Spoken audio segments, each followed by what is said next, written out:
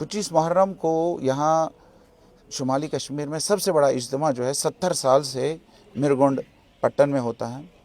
उसके बाद उसके मुकाबले में दूसरा इज्तिमा शुरू किया गया 40 साल पहले। वो आपके ही जुलूसों पे पाबंदी आयद क्यों होती है, रीजंस क्या है? देखिए, इसमें एक बड़ी वजह यह है कि हमें ही टारगेट क्यों किया जाता है। एक अजीब प्रोपेगेंडा हमारे खिलाफ किया गया है। देखिए, यहाँ 2019 से हालात बदल गए। 2019 से पहले यहाँ हुर्रियत कॉन्फ्रेंस हुआ करती थी। हम बेईमान इत्तेहादुल मुस्लिमीन हुर्रियत कॉन्फ्रेंस का एक हिस्सा थे। उस वक्त ज़रूरत ये थी कि मुसलमानों के इत्तेहाद के लिए, तमाम कश्मीरियों के इत्तेहाद के लिए इकट्ठे आगे बढ़ा जाए। तो जो 2019 से हालात बदल गए, हुर्रियत कॉन्फ्रेंस वजूद में नहीं है, तो अब आधे सियासतदानों को ये अब याद आ रहा है कि ये कभी जो है ये हुर्रियत कॉन्फ्रेंस के साथ थे, ये कभी जो थे ये फलानी थे। लेकिन जब हम उस वक्त भी थे, हम उस वक्त भी इस मसले को हल करने के लिए, पुरअमन तौर हल करने के लिए वकालत करते थे। और आज भी हम वही कहते हैं, आज भी हम यही कहते हैं कि इस मसले को हल कर ले, पुरअमन तौर हल कर ले। हमने कभी गन नहीं उठाया, किसी के खिलाफ बगावत नहीं की, हमने कभी ये नहीं किसी को मारने की कोशिश नहीं की, हमने मिलिटेंसी में कोई रोल अंजाम नहीं दिया। हम ये कहते थे सियासी तौर पर पुरअमन तरीके से ये मसला हल होना चाहिए। और मैं आज भी कहता हूँ, डंके की चोट पर कहता हूँ कि ये मसला हल होना चाहिए और पुरअमन तरीके से हल होना चाहिए। मौलाना मसरूर अब्बास अंसारी मेरे साथ इस वक्त खास गुफ्तगू करने के लिए मौजूद है।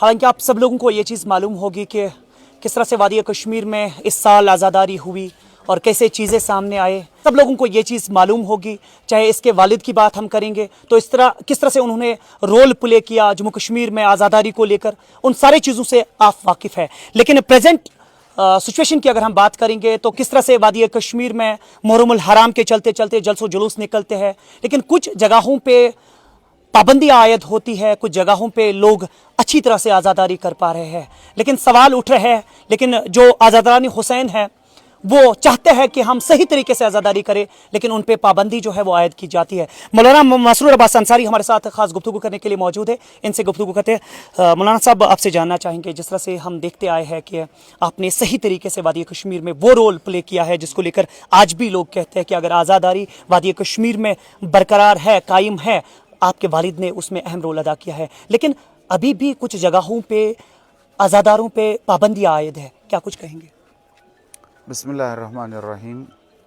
आज़ादारी का हक़ जो है वो सबको है, हर कोई अपने अपने तरीके से आज़ादारी करता है। अब इसमें अगर आपस में इख्तिलाफ़ात होते हैं तो इसी से पता चलता है कि शायद खुलूस नहीं है, क्योंकि अगर ये भी हुसैन के लिए निकला है, वो भी हुसैन के लिए निकला है, ये भी इमाम हुसैन अलैहिस्सलाम का मकसद आगे बढ़ा रहा है, वो भी उन्हीं का नाम ले रहा है, तो इन दो के दरमियान कभी भी आपस में इख्तिलाफ नहीं होना चाहिए। अब अगर इख्तिलाफात है तो शायद इसमें सियासत है, शायद इसमें कुछ और अनासर जो है वो शायद आ गए हैं। अब ये आज़ादारी जो है ये हम अंदर ही नहीं करते हैं, इमाम बारगाहों में नहीं करते हैं, बल्कि सड़कों पर भी आते हैं। सड़कों पर आने का मकसद यही है कि पैगाम हुसैन अलैहिस्सलाम को आम किया जाए, लोगों को रोशनास कराया जाए कि इमाम हुसैन अलैहिस्सलाम किन अहदाफ के लिए निकले थे, उनके क़याम का मकसद क्या था, और आज जो हम हैं हमारा क्या बुनियादी मकसद होना चाहिए इस आज़ादारी से, ये हम दुनिया को कहना चाहते हैं। अब अगर इसमें दुनिया भर में आज़ादी दी गई है, यहाँ भी कानूनी दायरे में रहकर आज़ादी दी गई है कि आप अपने मज़हब की तामील करके पूरी तरह से आज़ाद है आज़ादारी करने की या मज़हबी शायर को अंजाम देने की। लेकिन अगर किसी जगह इख्तलाफ हुआ तो ये बड़ी अहम बात है कि एक तरफ को ही क्यों टारगेट किया जा रहा है। अगर इख्तलाफात है तो दोनों तरफ को बंद कर ले। अगर किसी दंगे फसाद का एहतिमाल है तो ये कैसे कह सकते हैं कि कौन दंगा करना चाहता है, कौन फसाद करना चाहता है। इसलिए अगर बंद करना है तो दोनों को बंद करे, या अगर आपको आज़ादी देनी है तो सिक्योरिटी फराहम कर ले और सबको आज़ादी दे दे। सब जिम्मेदार किसको ठहराए, आलमी दीनों को, लोगों को, या पॉलिटिशियंस को?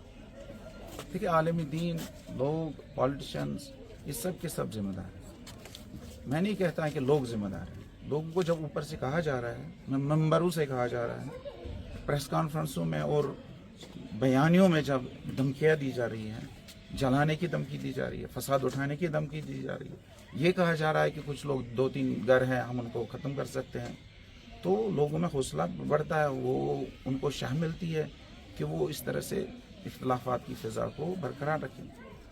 عالم دین کو اور سیاست دانوں کو کوشش یہ کرنی ہے کہ اگر کہیں اختلافات ہے تو ان اختلافات کی خلیج کو پاٹنے کی کوشش کرنا. عالم دین کا کام یہ ہے کہ محبت بانٹے, سیاستدان کا کام ہے کہ وہ اختلافات بڑھائے, نفرتیں پھیلائے, کیونکہ ووٹ بینک کے لیے کوئی بھی سیاست کی جا سکتی ہے.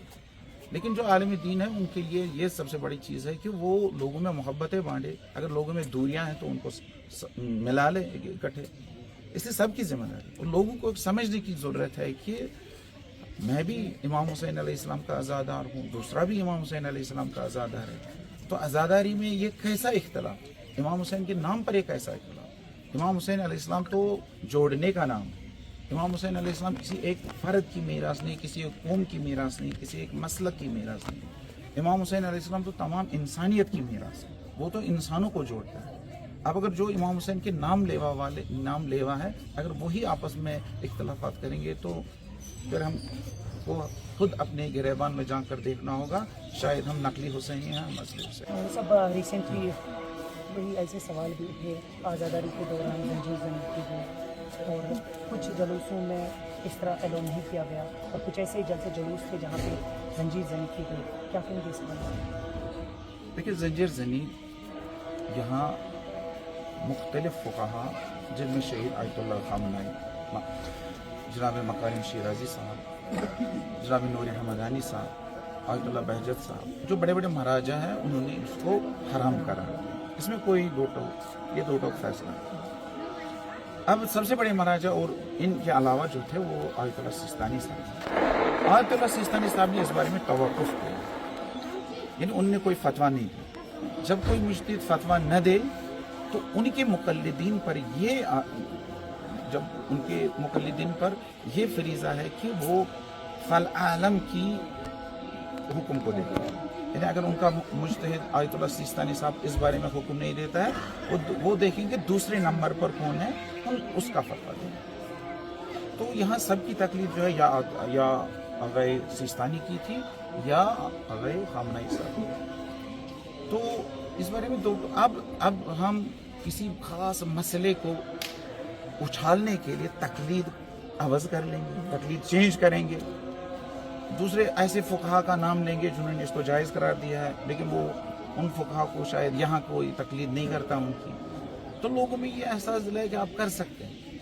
لیکن جو بھی پڑھا لکھا ہے, چاہے اس کو کسی کی بھی تقلید ہے, وہ کہتا ہے کہ یہ حکم ہے, یہ فتویٰ نہیں ہے. آغا خامنائی نے یہ حکم دیا ہے اور ہمیں حتماً اس حکم کی تابعداری کرنی ہے, پیروی کرنی ہے. ہم یہ نہیں کر سکتے کیونکہ انہوں نے وجہ بتا دی ہے کہ اس سے اسلام بدنام ہوتا ہے, اس سے شیعہ بدنام ہوتے ہیں. جو آنا چاہتا ہے حسینیت کی طرف وہ دور بھاگتا ہے. اس لیے